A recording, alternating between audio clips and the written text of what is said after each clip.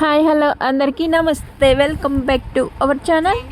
నేను బాగున్నాను, మీ అందరూ బాగుండాలని ఆ దేవుని నేనైతే కోరుకుంటున్నాను. ఫ్రెండ్స్, మీరు చూస్తున్నారు కదా రాగుల ఇడ్లీ.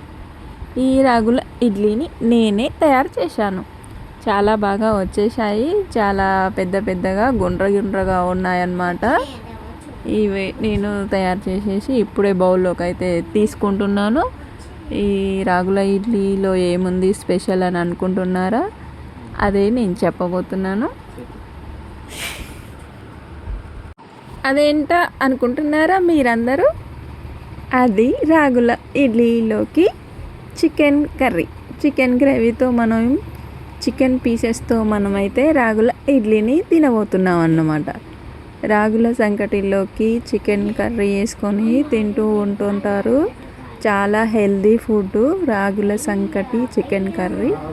అదేవిధంగా మనము ఇప్పుడు రాగుల ఇడ్లీలో చికెన్ గ్రేవీని అయితే వేసుకొని తింటున్నాము. ప్రకృతిలో చాలా రుచులు ఉన్నాయి.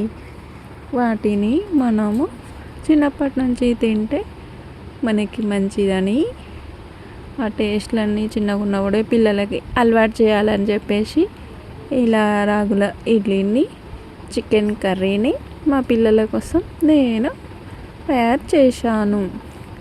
ఎందుకంటే సిటీలో ఉన్న వాళ్ళకి పిజ్జా, బర్గర్లు తినే అలవాటు ఉంటుంది. విలేజ్లో ఉన్న వారికి రైస్ తినే అలవాటు ఉంటుంది.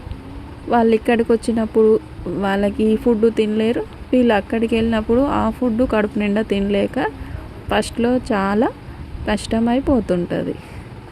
తినడం లేక ఒక పక్క ఆకలిగానే ఉండాల్సి వస్తుంటుంది. అలవాటైతే ఏ ఫుడ్ అయినా ఈజీగా తింటారు.